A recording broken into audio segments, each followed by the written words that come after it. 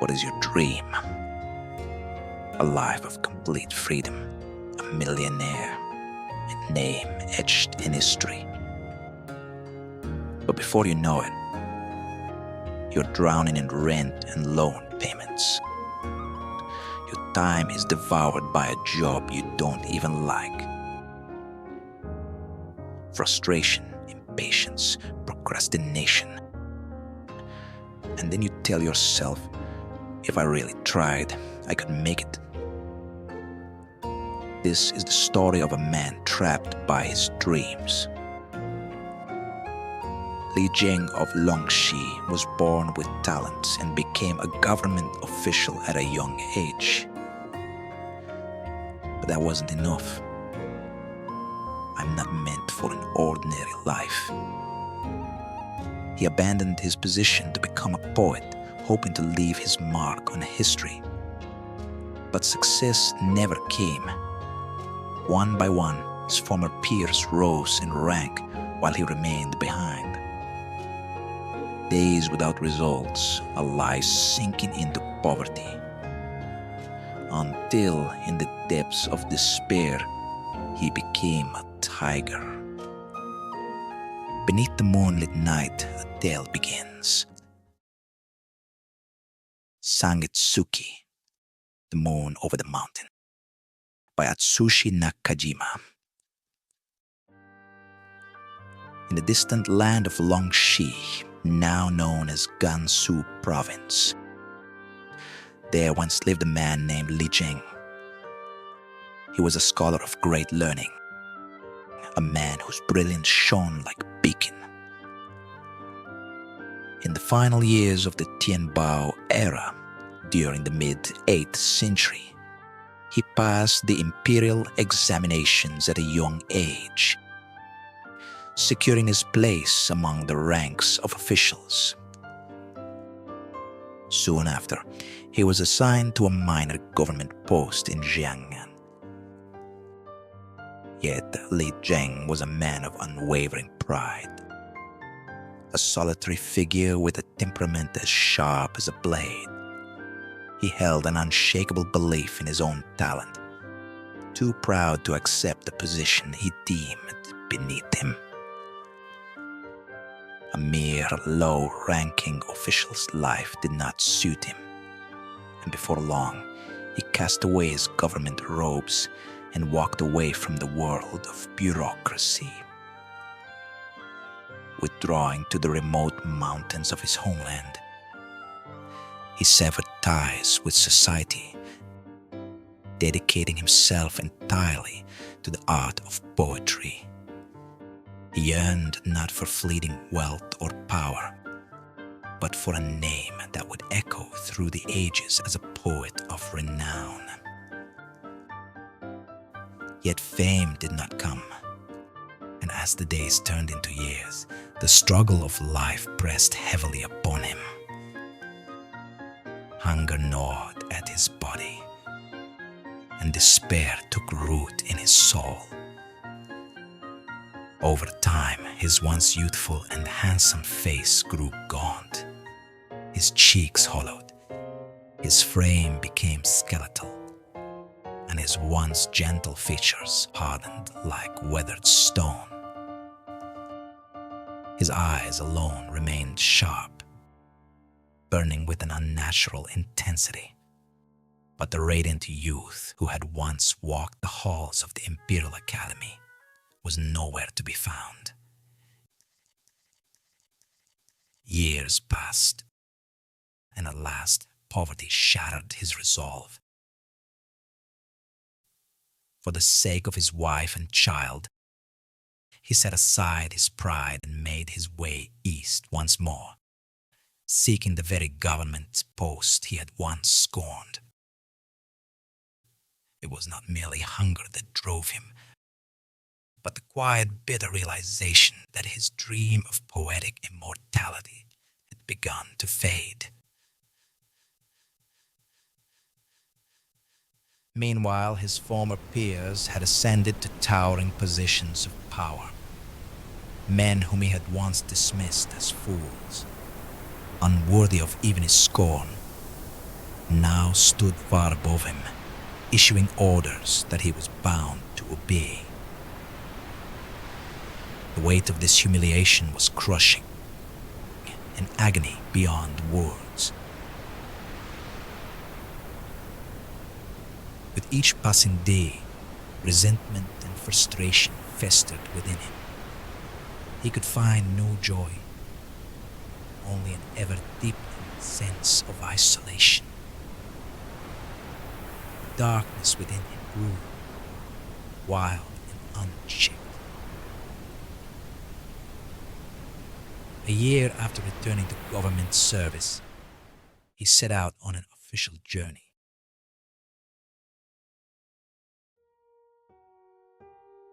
One night, as he stayed in an inn near the banks of the Rue River, madness finally took hold.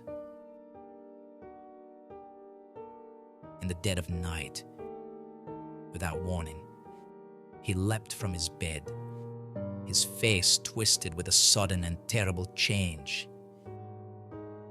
He let out an inhuman cry, wild, unintelligible, and rushed out into the night, vanishing into the abyss of darkness. He never returned. The search for him stretched across the hills and valleys, yet not a single trace of his existence was ever found. From that night onward, no one, neither friend nor foe, ever discovered what had become of Li Zheng.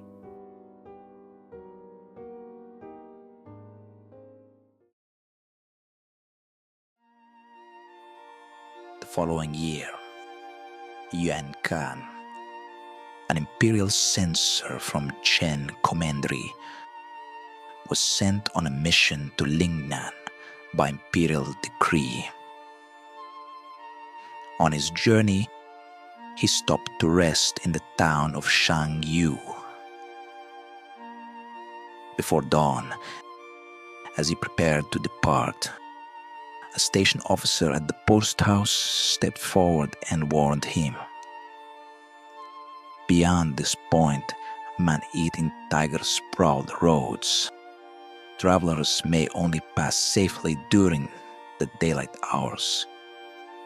It is still too early. Perhaps you should wait a little longer. But Yuan Khan, confident in the strength of his large entourage, dismissed the warning and ordered the party to set out.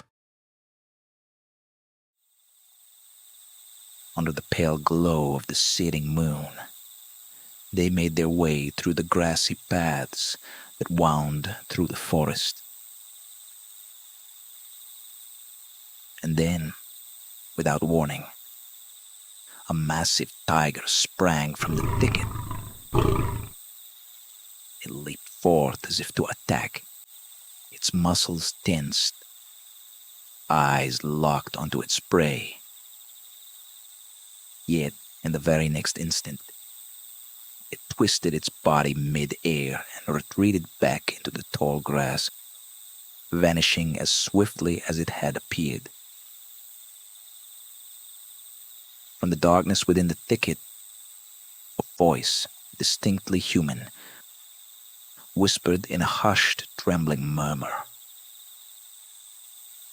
That was close, far too close. Yuan Khan froze.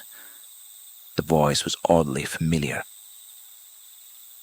A chill ran down his spine. But in the same moment, realization struck him. He called out, his voice sharp with astonishment. That voice, could it be my old friend, Li Zhengzi? Years ago, Yuan Khan and Li Zheng had passed the imperial examinations in the same year. Unlike most, Yuan Khan had been one of the very few whom Li Zheng had counted as a true friend. Zheng had never been one for company. His pride kept others at a distance. But Yuan Kan's gentle nature had never clashed with his friend's sharp-edged personality. For a long moment, there was no response from the ticket. Only the faintest sound, soft, uneven breaths, as though someone were suppressing sobs, drifted through the cool night air. Then, at last, a low voice replied, "Yes, I'm Zheng of Longxi." All fear vanished from Yuan Kan's heart. He leapt from his horse and stepped closer to the thicket, his voice warm with the joy of reunion. "Why do you not step out?" he asked, a note of deep concern beneath his words. From the shadows, Zheng's voice returned, filled with sorrow and shame. "I'm no longer as I once was. I've become something other than human. How could I allow you to see me in such a wretched state? If I were to emerge, you would surely recoil in horror and disgust. And yet meeting you here, by chance, after all these years, I cannot help but feel an overwhelming longing, a warmth that makes me forget my shame. So, just for a short while, could you speak with me? Not as what I have become, but as the friend you once knew, Zheng." Looking back, it was a strange thing indeed. But at that moment, Yuan Kan accepted the supernatural occurrence before him without question. He did not doubt what was happening, not even for a moment. He ordered his men to halt their march and stood beside the thicket, speaking to the voice he could hear but not see. They talked of rumors from the capital, of old friends, of Yuan Kan's current position, and of Zheng's world wishes for him. The conversation flowed naturally, just as it had in their youth, as if no time had passed at all. But finally, Yuan Kan could no longer suppress the question burning in his mind. "How did you come to be like this?" From within the thicket, a voice, low, burdened with sorrow, began to recount its tale. "It was about a year ago, on a night like any other, when I stopped at an inn by the banks of the Ru River. I'd been traveling, exhausted from the road, and soon fell into sleep. But sometime deep in the night, I awoke to the sound of someone calling my name. At first, it was distant, almost indistinct, but it persisted, again and again, beckoning me. I stepped outside, peering into the darkness, and the voice only grew stronger. It was as if something unseen was calling me forward. Before I knew it, my feet had begun to move. I followed the voice into the night, unaware of where I was going, unaware of what awaited me. I ran faster and faster, heedless of the world around me. Before I realized it, I had left the road far behind. The dense forest loomed ahead, swallowing me whole. And then, my hands were no longer as they had been. Without thinking, I had begun to run on all fours, my fingers clawing into the earth. Strength surged through my limbs, unfathomable, exhilarating. I leaped effortlessly over jagged rocks and uneven ground, moving with a swiftness I had never known. And then, as dawn's first light crept across the sky, I caught my reflection in the waters of a mountain stream. What I saw was not a man. A tiger stared back at me. At first, I could not believe it. Surely, this was nothing more than a dream. After all, I had experienced lucid dreams before. Those strange illusions where one knows they're dreaming even as the dream unfolds. But no matter how desperately I willed myself to wake, reality did not change. I was awake. I was a beast. A hollow terror gripped me. I had always thought that life was predictable, that reason governed the world. But in that moment, I knew anything was possible. And what frightened me most was that I did not know why this had happened. We live our lives believing in purpose, believing in cause and effect. But the truth is, we know nothing. We walk the path laid before us, never knowing where it leads. We are given no explanations, only existence itself. We must accept it.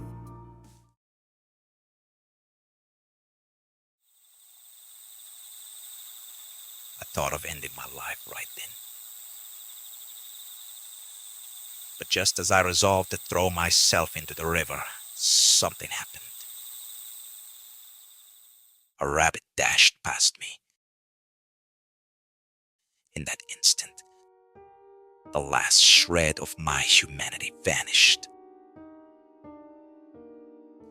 When I regained awareness, my mouth was soaked in blood, and tufts of white fur clung to my claws. I had devoured it. That was my first experience as a tiger. Since then, I have done things, terrible things I cannot bear to speak of. But even now, there are a few hours each day when I return to myself. For a brief time, I can think as I once did. I can recall my past, recite the old classics, even speak as a man. Yet in those moments, when I gaze upon the remnants of my deeds, when I see the trail of carnage I have left behind, nothing fills me with greater sorrow, greater fear, greater rage. And worse still, with each passing day, those moments of clarity grow shorter. Once I wondered, why did I become a tiger? But lately, I find myself wondering, why was I ever a man?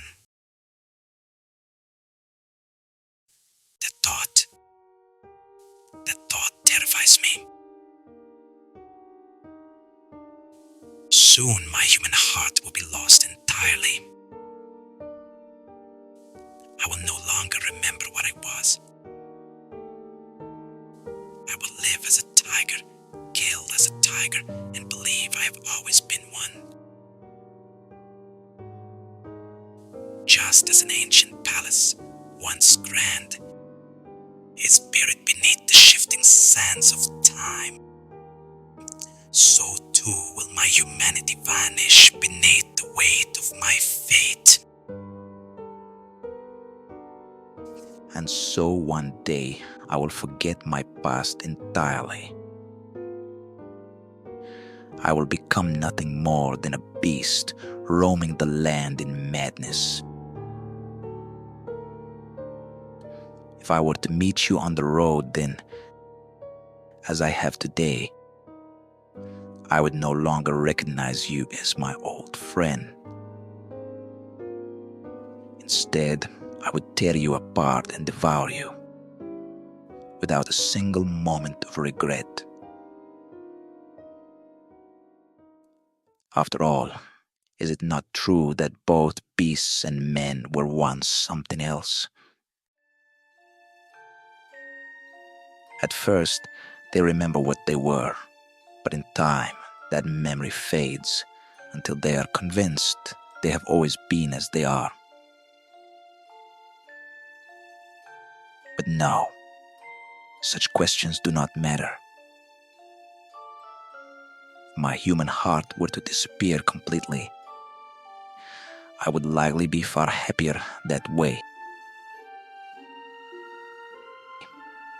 And yet, even so, some part of me fears that moment above all else. Ah, how terrible, how sorrowful, how unbearably painful it is. The thought of forgetting that I was once human, the thought of losing that memory forever. No one can understand this feeling. No one, unless they have suffered the same fate.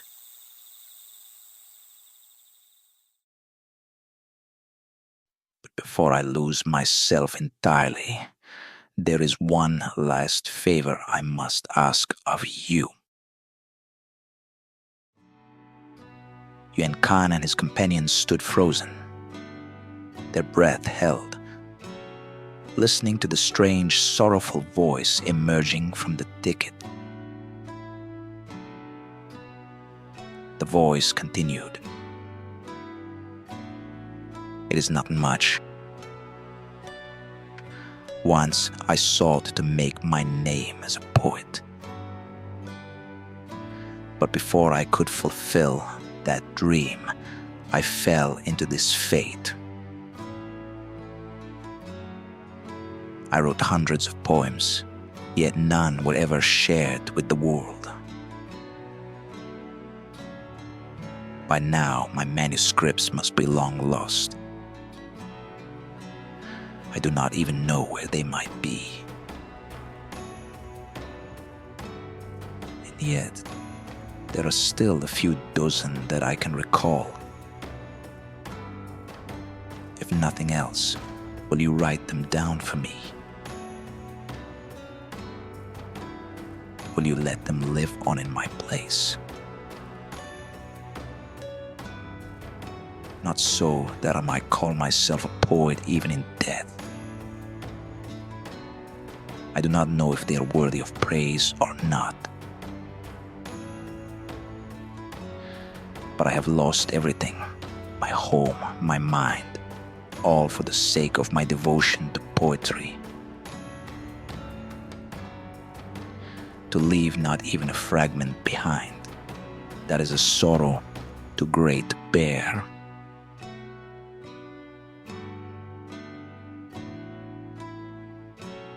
Yuan Khan gave the order. His men took up their writing tools, and as the voice from the thicket recited, they carefully recorded every word. The voice rang out, steady and clear, 30 poems in total.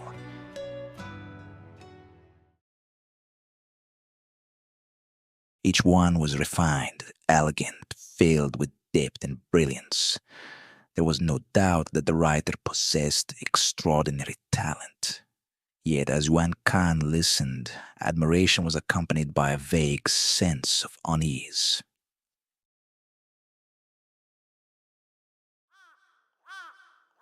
Yes, there is no question. The sport is of the highest caliber. And yet, something is missing. Some small imperceptible flaw keeps these works from achieving true greatness.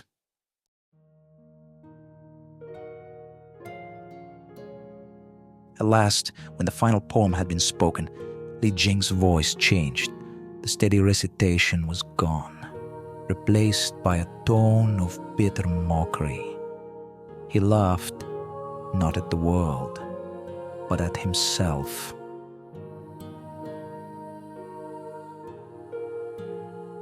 It is shameful to admit, but even now, even in this wretched, degraded form, I still dream of my poetry collection resting upon the desks of the refined scholars of Chang'an.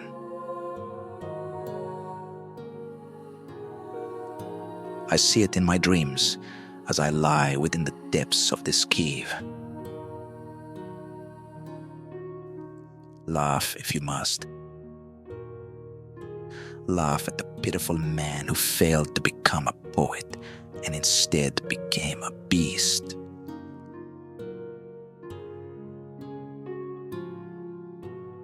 Yuan Khan listened, and his heart tightening as he recalled the young Li Zheng of years past, the same man who had always carried a tendency for self-deprecating wit. Well then, let us turn this into a proper jest. If I am to be mocked, I shall compose a verse to mark the occasion. Let this be proof that somewhere within this tiger, the spirit of Li Zheng still lingers. At Yuan Khan's command, his men took up their writing tools once more, carefully transcribing the words that emerged from the darkness of the thicket. And so the poem was recited.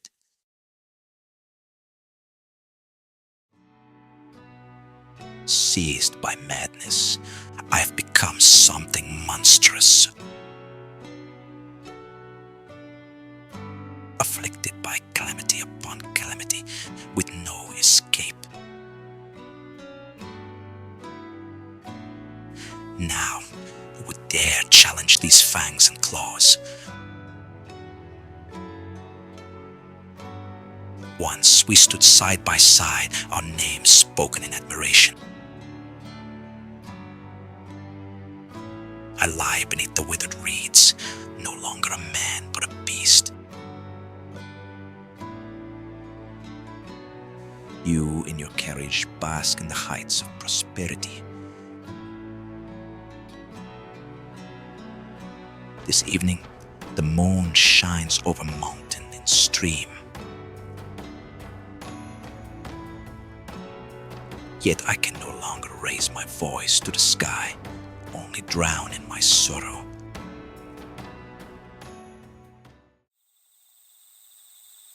At that moment, the cold glow of the waning moon bathed the land in its pale light.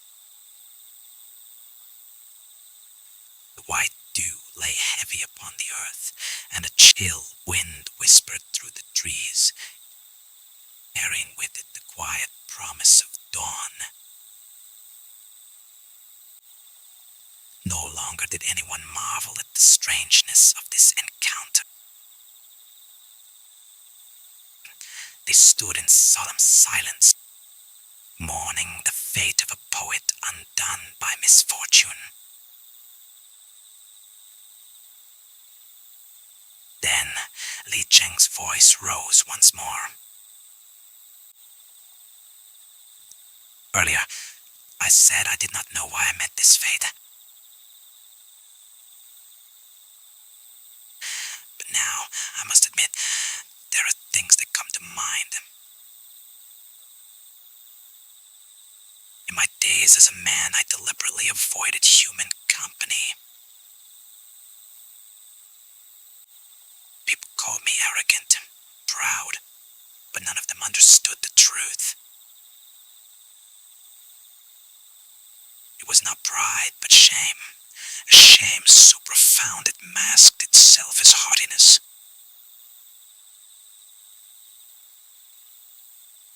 Of course, I will not claim I lacked self-regard. In my youth, they called me a prodigy, and I believed it.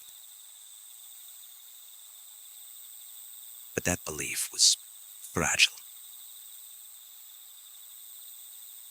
It was not confidence, it was fear disguised as pride. I dreamed of becoming a great poet, yet I never sought a teacher, nor did I surround myself with fellow poets to refine my craft. And yet I could not bring myself to mingle with the common rabble either. Both were the result of the same flaw, my timid pride and my grandiose shame.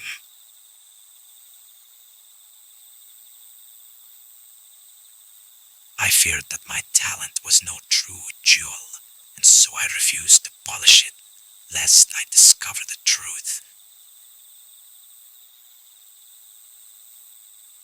Yet I also have believed that I possessed true brilliance, and so I could not bear to let myself be buried among common stones.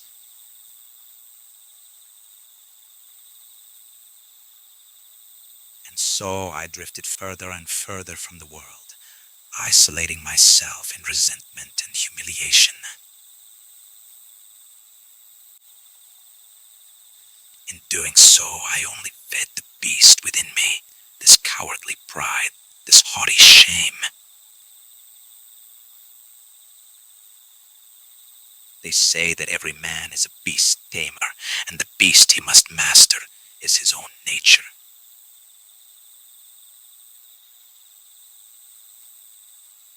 For me, the beast was my own vanity, my shameful pride. And in the end, it devoured me whole.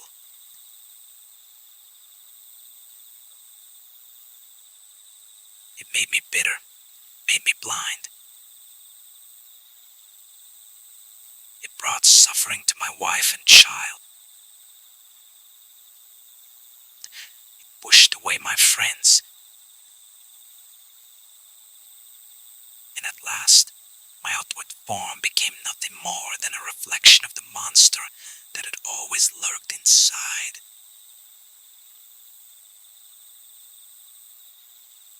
Now, looking back, I see it clearly, how I wasted what little talent I had.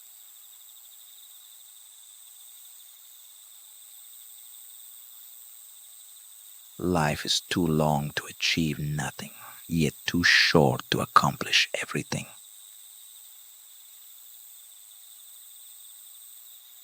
I spoke those words many times, and yet I've accomplished nothing.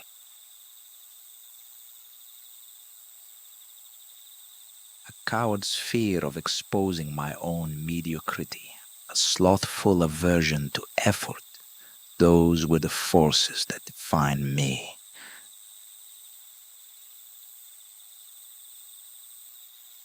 There are countless poets who were far less talented than I, yet they dedicated themselves to their craft, refining their skills with relentless determination, and in doing so they rose to greatness.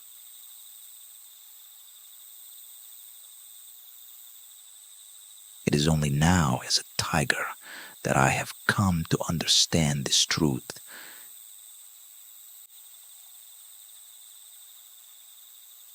And the thought of it sears my heart with unbearable regret. I can no longer live as a human. Even if I were to compose a masterpiece within my mind, what means would I have to share it with the world? No, it is worse than that. Each day my thoughts drift further from humanity and closer to the beast I have become.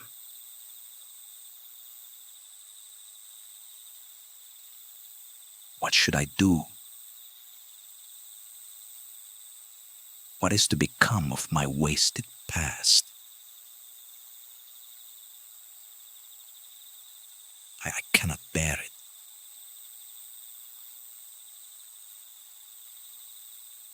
When the anguish grows too great, I climb to the peak of a distant mountain and howl into the valleys below.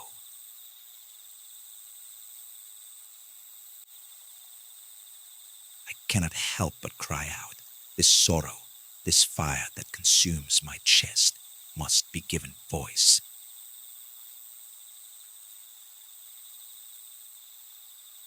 Last evening, too, I stood atop that rock and howled at the moon.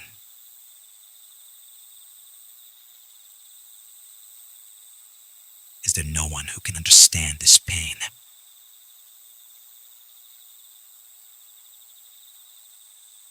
I cried again and again. Yet the beasts who heard my voice knew only fear. They cowered before me, trembling.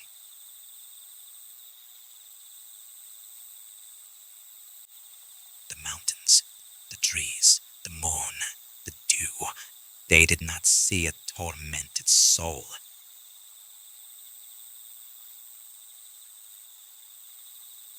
To them, I was nothing more than a wild beast, raging into the night.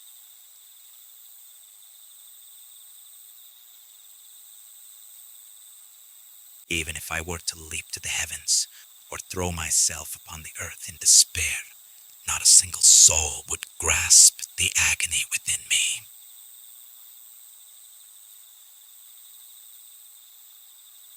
Just as no one understood my fragile heart when I was human.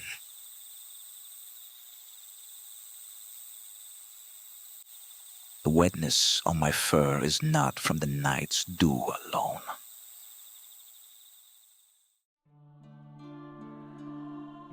As the darkness began to thin, the pale light of dawn seeped through the trees.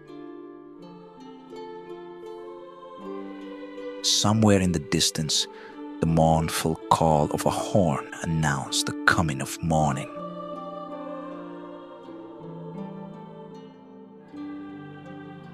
It is time to say farewell. I must return to the tiger.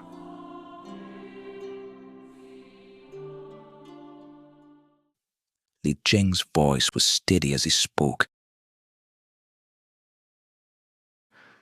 But before we part, there is one last thing I must ask of you. It concerns my wife and child.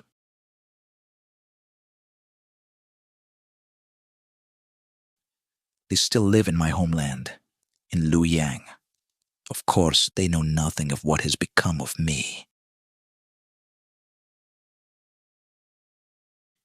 When you return from the south, could you tell them only that I have died?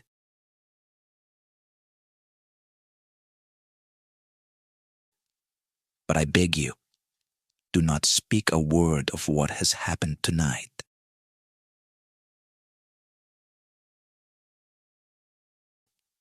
It is shameless of me to ask, but if you could look after them, see that they do not suffer from hunger and cold, it would be a kindness beyond measure.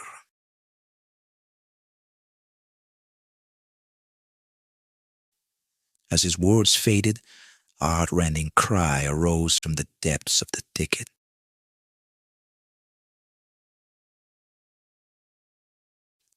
Wan Kan, too, felt tears rise to his eyes.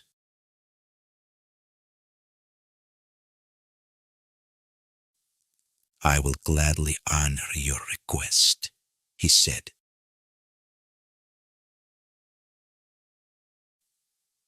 Yet in the next moment, Li Zheng's voice regained its former tone of bitter self-mockery. Had I still been human, I would have asked this of you first.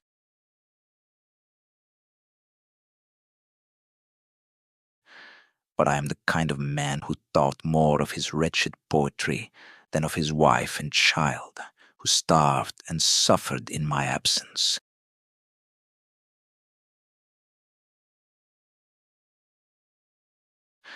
That is why I became a beast.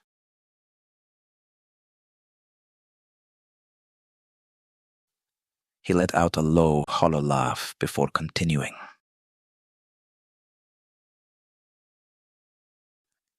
Yuan Kan, when you return from Lingnan, do not take this road.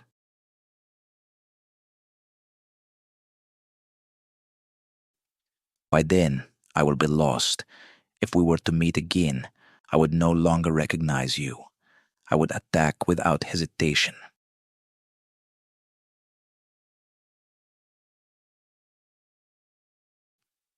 And one more thing.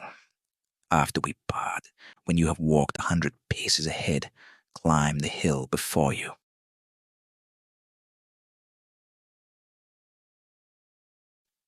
Look back, and you'll see me as I am now, one final time.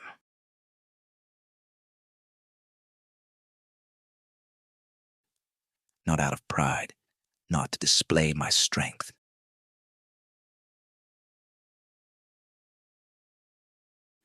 but so that you will never again think to return to this place, nor seek me out.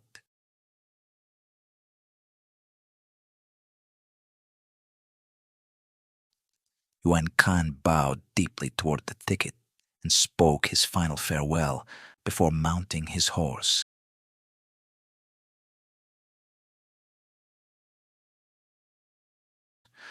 From the undergrowth, the sound of suppressed weeping rose once more.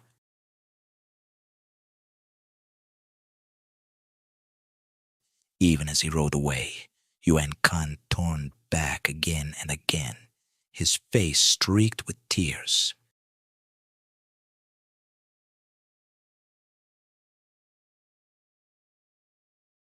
When they reached the top of the hill, the party turned as they had been instructed.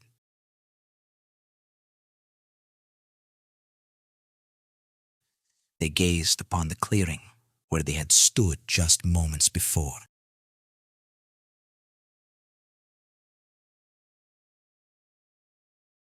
And there, bursting from the tall grass, was a tiger.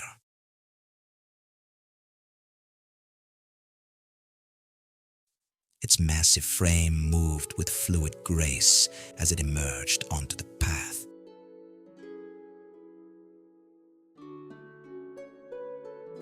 It lifted its head to the pale sky, its golden eyes fixed upon the fading moon.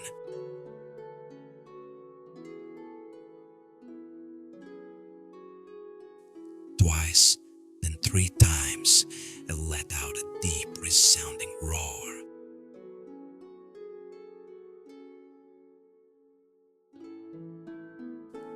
Then, as suddenly as it had appeared, the beast vanished once more into the shadows of the forest.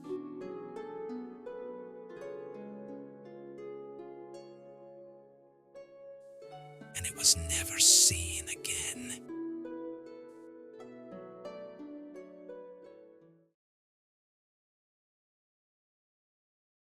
Afterward,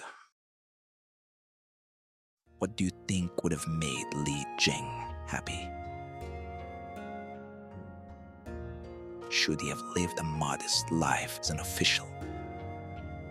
Or was he, in some way, fortunate, falling in pursuit of his dreams rather than never chasing them at all? Everyone carries something they can't resist. For some, it's the desire for fame. For others, the need for validation.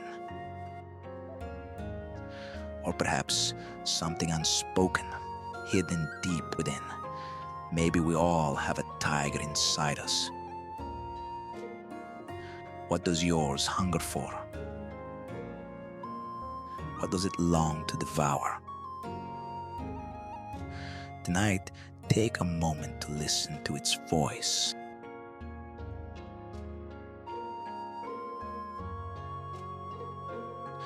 May you have a peaceful night.